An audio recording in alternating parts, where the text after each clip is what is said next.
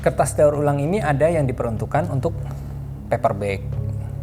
Kalau yang food contact itu, kertas daur ulangnya bisa food contact? Nggak bisa, dia harus dilapisin dengan PE.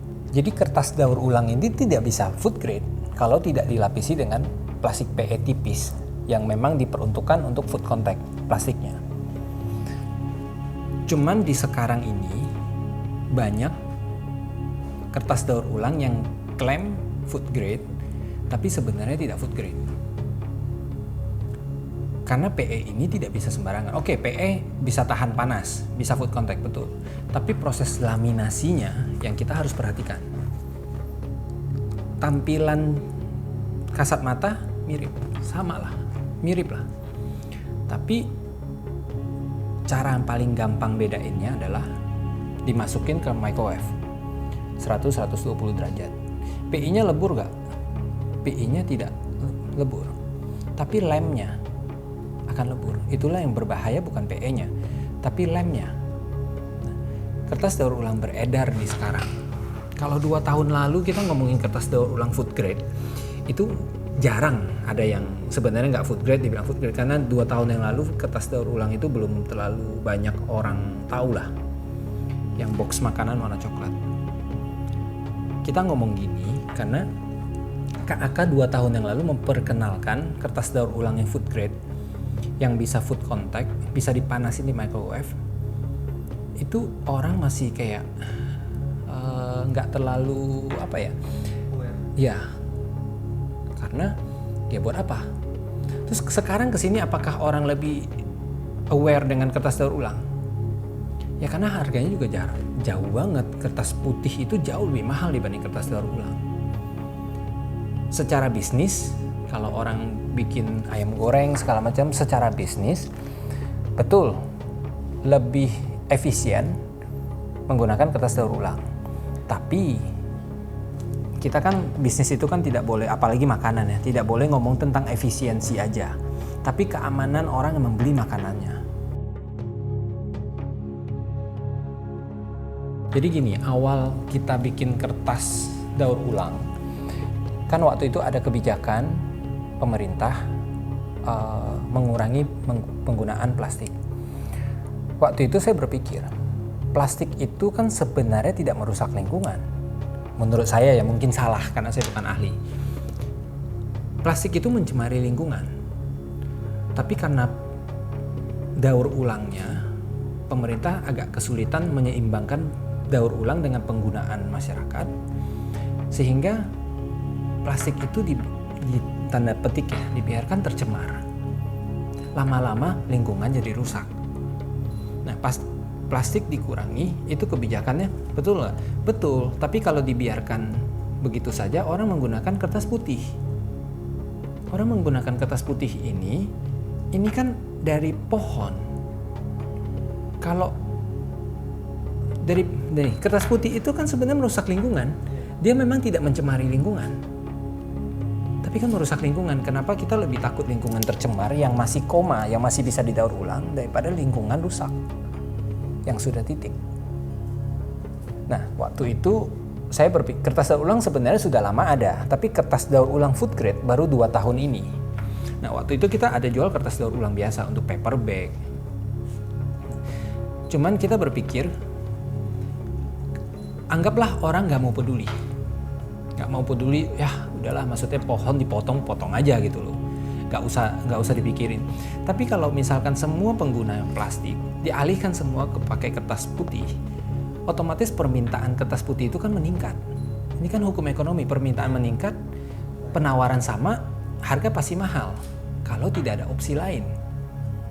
Nah, anggaplah kita bukannya ngomongin potong pohon, bukan ngomongin lingkungan, tapi secara bisnis ini kan juga kertas putih akan naik karena permintaan yang tadi di plastik dialihkan ke kertas. Penawarannya sama, karena pohon ini kan butuh waktu untuk tumbuh.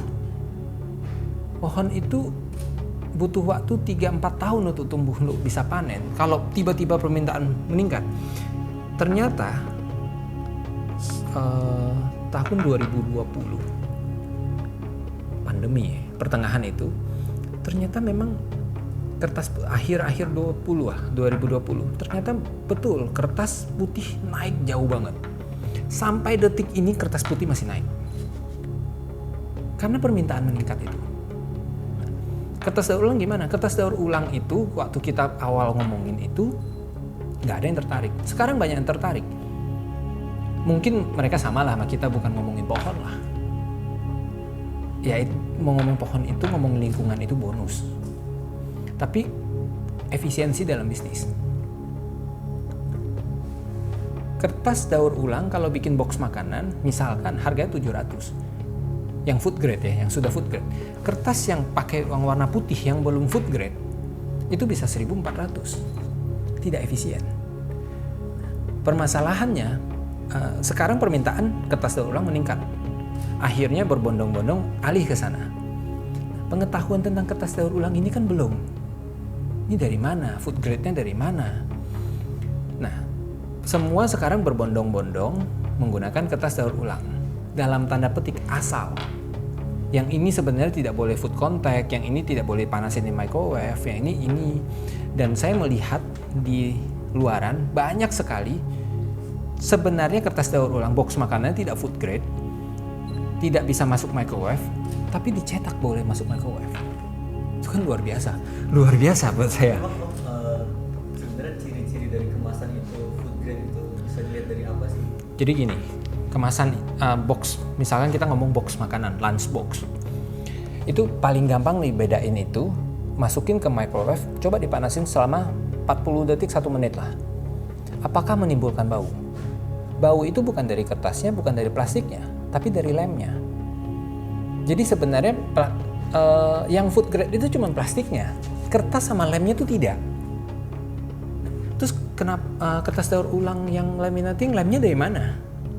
Lemnya tuh tidak. Jadi kertasnya yang tidak food grade itu semacam di furnish. Jadi nggak pakai lem, di aplikasi. Jadi plastik ini masuk ke dalam pori-porinya.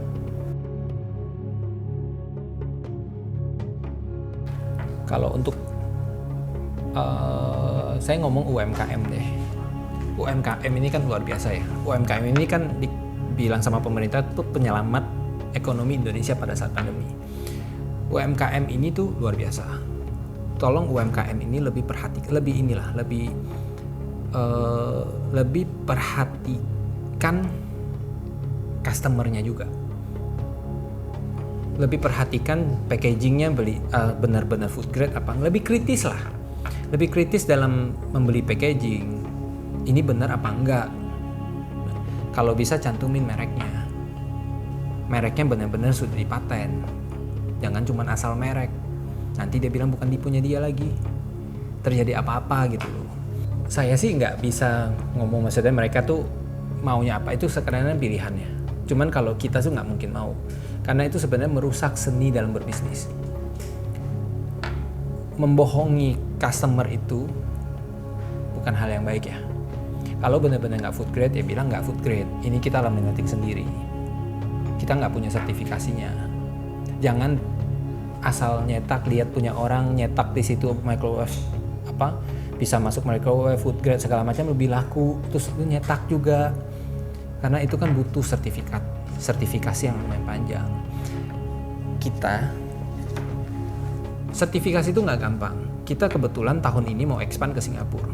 Kita lagi ngurusin semua sertifikasinya karena Singapura sangat ketat.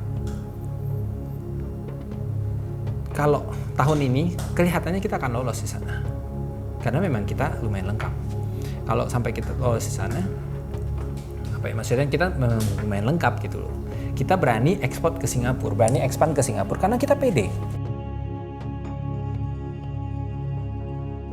Kita jual di Shopee, namanya itu Kampung Kantong Kertas. Kita juga ada di Tokopedia. Kalau di Tokopedia itu nama perusahaan PT Kemenangan Andalan Kemasan. Kita jual di sana, bukan artinya kita mau fokus di kemasan, kita tetap fokus di kertas. Kita hanya berharap orang ada perbandingan aja. Setelah orang sudah tahu mana yang food grade, mana ini, kita balik lagi ke jualan kertas juga nggak apa-apa. Jadi kita jual itu bukan artinya kita mau merebut pasarnya kemasan segala macam, enggak. Kita hanya pengen orang si UMKM ini tuh tidak tertipu aja. Kalau memang sudah sama seperti yang kita jual, atau ya sudah nggak apa-apa, nggak usah beli sama kita juga nggak apa-apa.